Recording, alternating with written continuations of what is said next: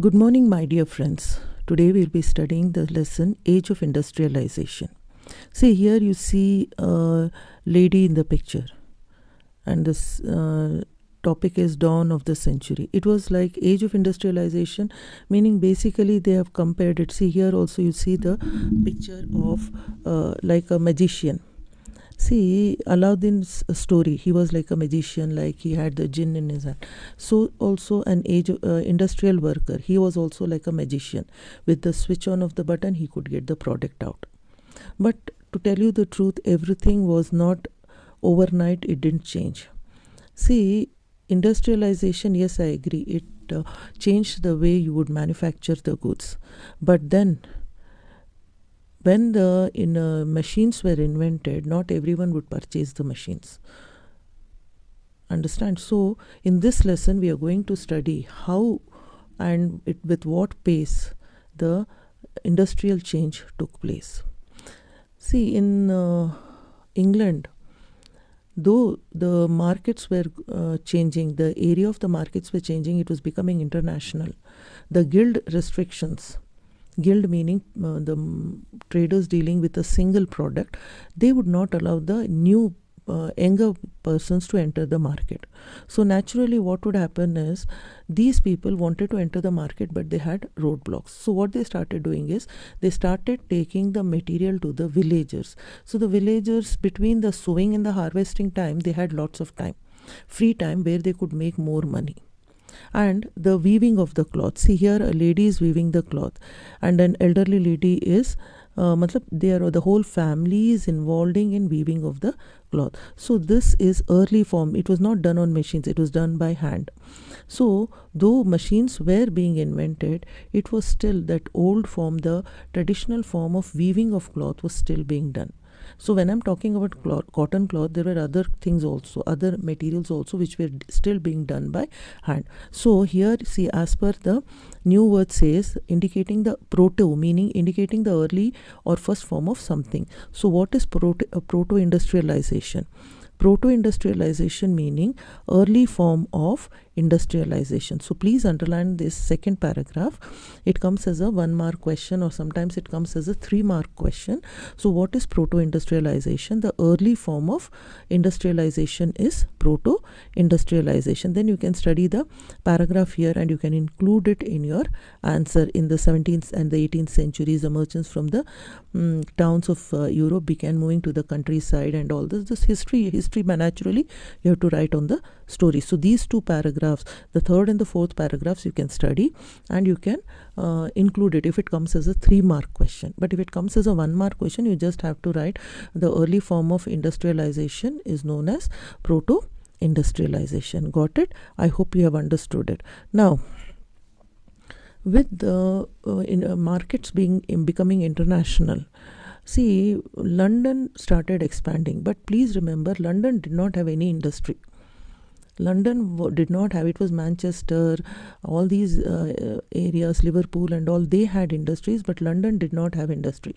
It became a finishing center, meaning the cloth would come, the material would come to London, where it would be sorted out, it would be staplered.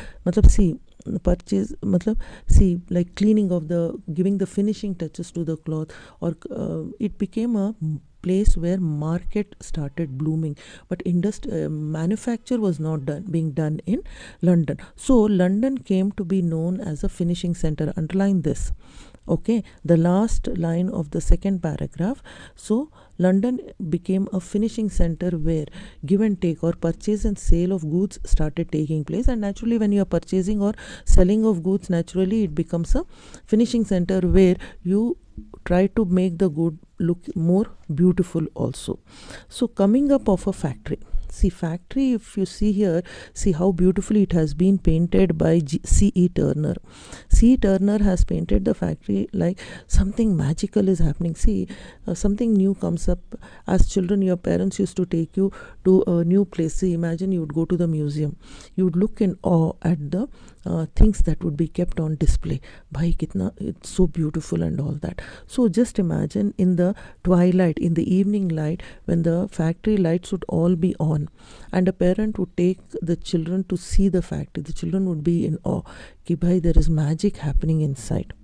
So naturally when you see the a factory became a place of place where magic used to happen. People were still under not able to understand that how with the switching of a switch the finished product would come out of a machine, but still it became and please remember that the with industrialization overnight there was no what to say suddenly factories started coming up. No, it didn't happen that way.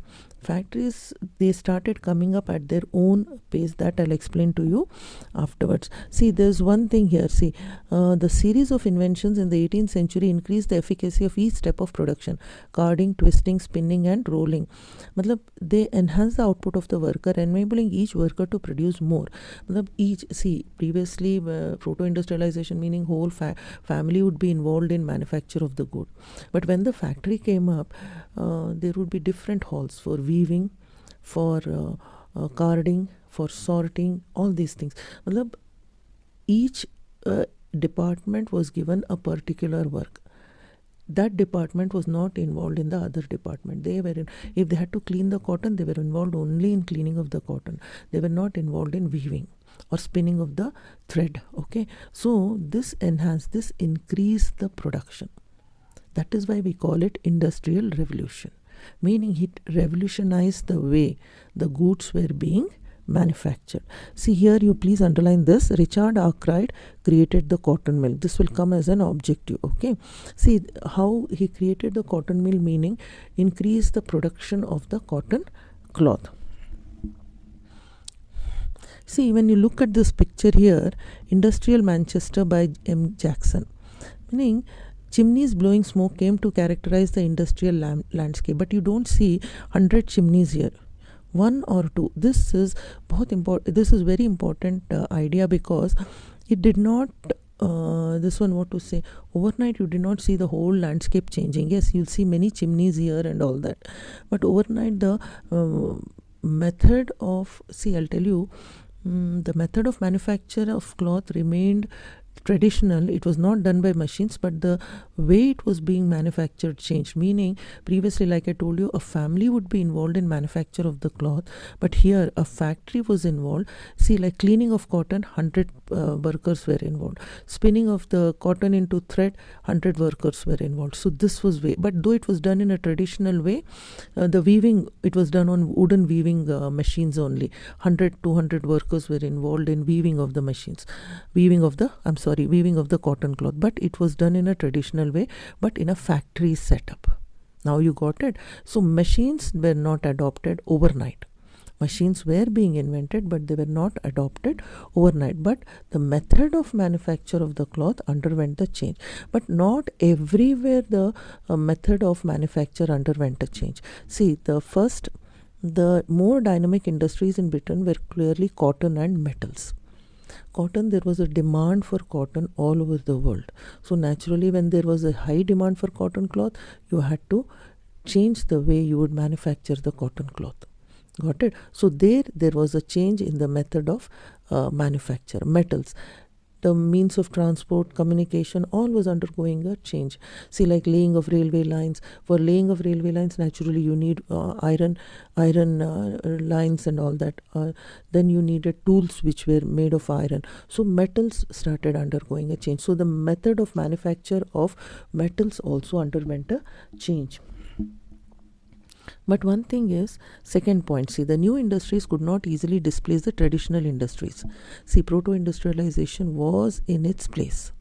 Though textiles was dynamic, but a large portion of the output came not from the factories still. They were still dependent. The merchants were still dependent on the domestic producers, meaning it still came from the villagers itself. Okay. The pace of industrial change did not set the traditional industries were not set by steam power, cotton or metal. They did not remain entirely stagnant either. See, meaning the change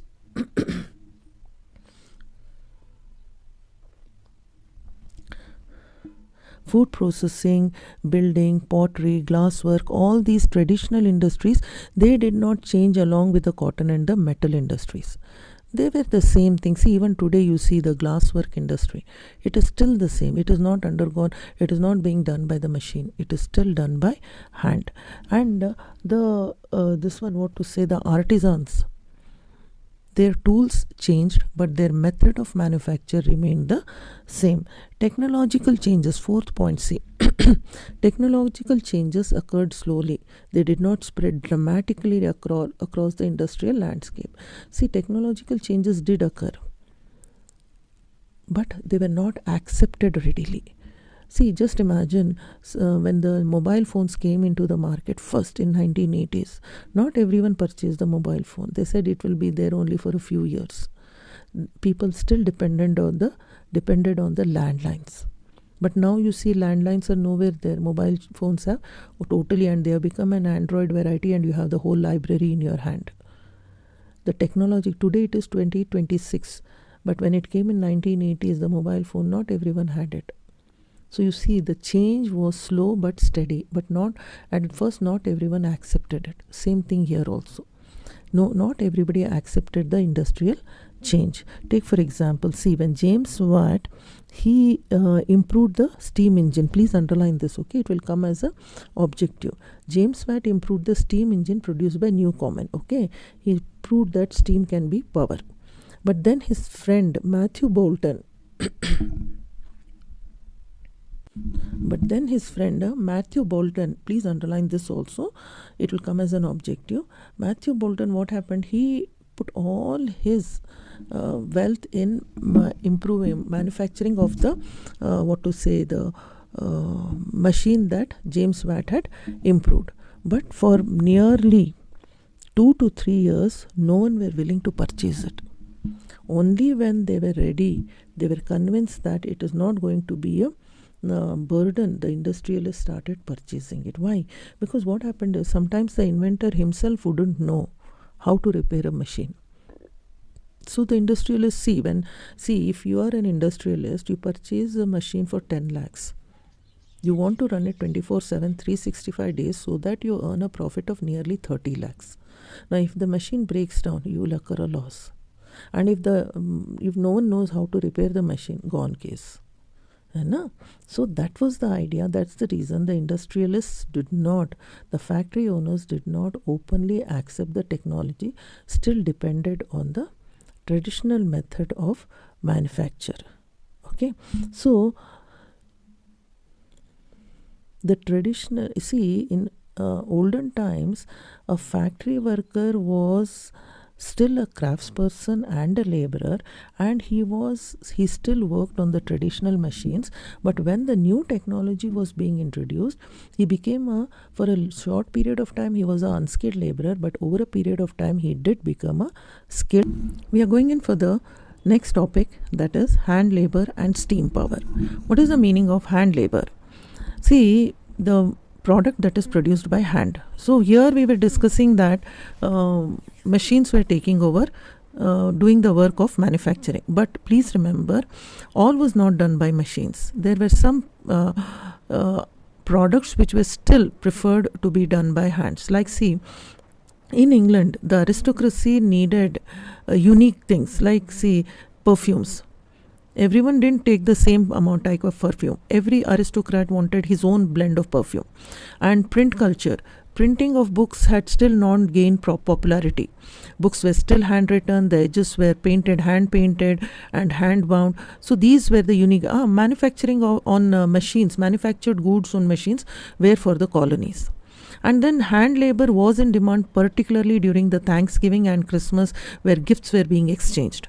So it was a give and take for the worker also and for the factory employer also. Factory employer did not need to employ his workers 365 days 24/7. The worker did not need to work there. He sometimes owned land in the village. So during the harvesting and the sowing season, he would go back to the village, do the work, and during the off season come back to the cities and make extra money. But there were some people who were moving workers, like gypsies and all that. They would not stay in one place. So if they would come to a certain place, if work was available, they would work. they would earn money, then move on. So, and see, during winters, especially during winters or during rainy season, monsoons and all, you don't see the ships on the high seas because of the roughness of the seas. So that time the ships are rested, and then repairs are being done, painting on the bows of the ship and all that is being done. So that time they needed temporary labor. They couldn't employ the labor for the whole year without any work. So hand labor and that's what I said, na, hand labor and the employer both worked hand in hand, and that's the reason it went on. So steam power did not gain popularity so much that you could purchase steam power machines and use it 24/7. Now the life of the workers. See, workers, not all workers owned land in the village. Only few peasants, maybe they owned land. Some of them worked under the landlord. They still went back to the to the villages and all that. But there were many workers who continued to stay in the cities.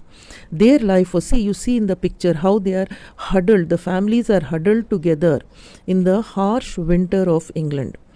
Sometimes the philanthropists or rich people who did social work would build poor houses and all that. But sometimes the poor houses also would be filled up. Sometimes people would not have enough to eat and all that.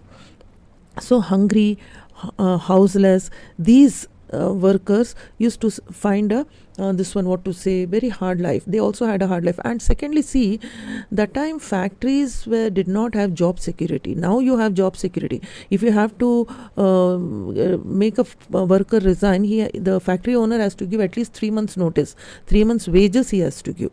That time it was day to day. Today you have work, tomorrow you may not have work.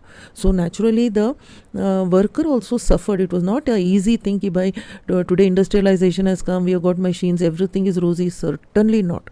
Life was very harsh for the worker. And during Napoleonic Wars, during the Napoleonic Wars, the prices of the products also rose. So whatever wages the worker would get, it was not enough for him. Even if he had come from the rural area, from the villages to the cities in search of better work and all that, it was very difficult. Now came the icing to the cake. Machines were being invented. See, look at this. This is the spinning jenny.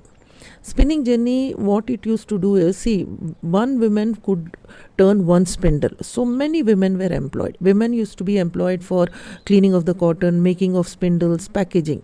The weaving and all was done by the men folk. Now, these spindles were turned, each spindle was turned by a single woman. So many women were being employed.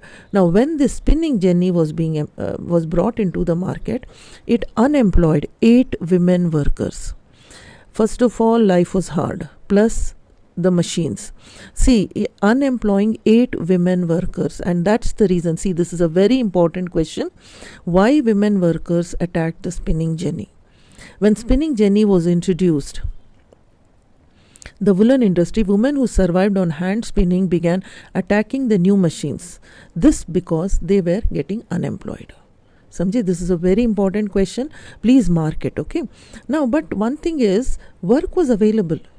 London was fast expanding. Other cities also like Manchester, Liverpool were getting expanded. Yet, people were coming and living in the cities. Roads had to be built. London had to be, it had to be dug out, and underground railway system had to be introduced.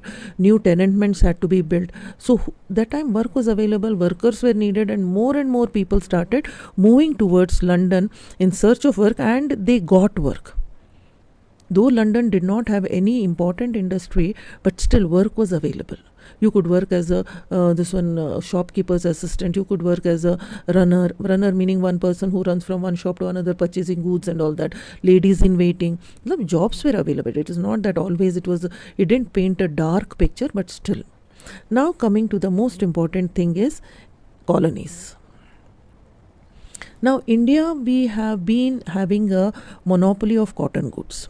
Cotton textile, that was the reason why the British East India Company came to India in order to purchase cotton cloth to sell it in the world market. But when they saw that there was no strong power, over a period of time, it was like they started annexing our country, and our country became a colony of the British. See, Indian merchants and bankers were involved in the export trade. Indian bankers, I should say, we had an excellent network of finances, and the money would cross the 7 seas and come back tenfold. That was it was through the trust factor was there. No likha padi was done. Nothing was written. It was through the trust, through the word of mouth. The money would travel, export import trade would take place.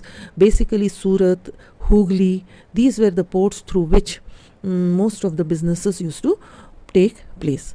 Then Mughal Empire was declining. So that's what I said. Now there was no strong power to hold on to our country. The trade was flourishing, but politically we were weak, and that's the reason the British took over our country. Now Surat, the local. Why did the port of Surat decline? The most important question here is, why did the port of Surat and Hooghly basically West Bengal, today's West Bengal I should say, and Gujarat, they were totally not under the British Empire. Now, to the local kings, they had to pay duty or tax to use the ports. Surat is very near to, if you recall the map of the world, you will see that the ships had to cross Red Sea, go to the Mediterranean Sea, and then enter England. Okay. From Hooghly, they could trade in the eastern part of the world. But both the ports, they had to pay taxes to the kings and bribe the officials also, which was a drain on the British Empire. Bribing also was a thing. Now, what happened was, the British king married the Portuguese princess. So what happened was, Bombay, a small fishing hamlet, a cluster of 7 islands, came as dowry to the British Empire. So what the British did, they shifted their activities from Surat to Bombay. And today you see the mega metropolis Bombay. Previously it was a cluster of 7 islands and with a small fishing hamlet which came under the British Empire. Today you see how they have developed it. How today it has become a mega metropolis. And once they shifted from Surat to Bombay, those merchants, those bankers who shifted along with the British Empire, they flourished. Now you'll say, ma'am, why bankers and all? See, though big loans were taken from the banks, the British traders needed short-term loans, which was provided by the Indian bankers. Got it? And traders providing labor, short-term travel, or providing short ships and all that, small ships, and providing labor, and all these auxiliary jobs were being done by the Indians.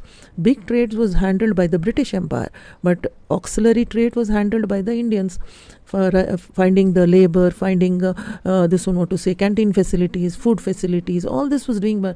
And those who shifted along with the British Empire from Surat to Bombay, or from Hooghly to Calcutta, they flourished. And those who did not, their activities, their businesses declined. So here there will be a question. Why the port of Surat declined? Please just remember, due to the increasing European influence in the businesses and trade and commerce, plus the decline, remember these words, okay? Plus the decline of the Mughals and acquiring and growth of Bombay and Calcutta, Surat and Hooghly, they declined over a period of time. Now what happened to the weavers? See, our Indian weavers, they had their own, they were looked after by the brokers. The brokers were Indian brokers who looked after the weavers, like giving them money at their time of need, acting like a big brother, selling the cotton cloth, giving them the good amount and all that. So it was a give and take, and it was a very easy going. Now when the British East India Company officials came to purchase the cotton cloth, our Indian weavers never sold it to them. In fact, it is said that the British East India Company officials wrote back to their officers in England asking for more money because our weavers were demanding high price. Now over a period of time, what happened is, these British officials also were very cunning. What they started doing was, they employed gomastas. Now who exactly is a gomasta? If you want, you can write it down. Gomasta is a Persian name meaning agent. An Indian agent of the British East India Company, employed in the company's colonies to sign bonds, usually compelling by the local weavers and artisans to deliver goods to the company. He was an Indian, but he was an agent of the British Empire, and basically the word Gomasta is derived from the Persian language. Okay. Now, what he used to do, he was well paid by the British East India Company, and he promised loans to the weavers to purchase the material, weave the cloth, and he promised that once they would purchase, the British East India Company would purchase the cotton cloth, their loans would be repaid back. Now, what happened is, once the weavers, they knew that money was coming in, they took loans and all that, and they started weaving the cotton cloth. So when it came for purchasing, the Gomasta used to purchase it at a very low price. So what happened was, the debt or the loan of the weaver was never repaid back. So the weaver was always under the British East India Company for life. And this Gomasta, by chance, if the weaver had not paid or not done the woven the cloth, he would come with a small army. He would, the weaver would be flogged in public and all. Now you will think, why is this Gomasta doing so much? He is after all an Indian. He should have shown a certain amount of tenderness to his own people. Please remember, the British East India Company purposely employed Gomastas from the untouchables and socially backward classes. Now just imagine a person who has been declared as socially backward by the society, suddenly he is given some amount of power by the British East India Company. Won't he feel good enough? Won't he feel, I'm powerful? So naturally he behaved that way. So see here in this third paragraph, first the company tried to eliminate the existing traders and brokers connected with the cotton cloth, and secondly, and second point also, see, prevented the company weavers from dealing with other buyers because they were always under debt of the British Empire. Okay, so over a period of time, what happened is, some of the weavers, when they knew that they cannot repay back the loans, they fled their villages, they went away to the cities, or they went away to other towns and cities. They took different names and they set up weaving looms and all that, or they gave up weaving altogether. So all these things added up to the weaving of the cotton cloth, the decline of the weaving of the cotton cloth. Okay. Now comes the most important topic, that is Manchester comes to India. Now you see in the second paragraph how the British saw to it that Indian cotton will not be sold not only in the world but also in India itself. See, you start underlining the second line. The British cotton industrialists, what they did, they pressurized their government to impose import duties on cotton textiles so that Manchester goods would sell in Britain without facing any competition from outside. Outside ka matlab hai India also. At the same time, industrialists persuaded the East India Company to sell British manufacturers, matlab cotton cloth, in Indian markets as well. So over a period of time, what happened? The British cotton cloth, which was machine made, was smoother, which was much stronger and much cheaper than Indian hand woven cloth. It started gaining the market. Now here the question arises, reason for decline of cotton cloth from India. There were many reasons. See, first point is, see, cotton weavers in India thus faced two problems. What was the first problem? Machine-made goods at lower cost, imported cotton goods were so cheap that the weavers could not easily compete with them. So mark this as the first point, okay, for the question, reasons for decline of cotton cloth from India. Secondly, they could not get a sufficient supply of raw cotton from their own people, because when the Civil War broke out, cotton supplies from US was cut off. Atlantic Ocean was cut off. So in Britain turned towards India to keep its cotton industries in a running condition. So what happened is, the British purchased all the cotton, raw cotton available. So no cotton was available for the Indian weavers at all, and they couldn't afford also. Third point is, factories in India began production and flooding the market with machine-made goods. What the British did was, when cotton is locally available, why don't we set up factories in India only and sell it locally?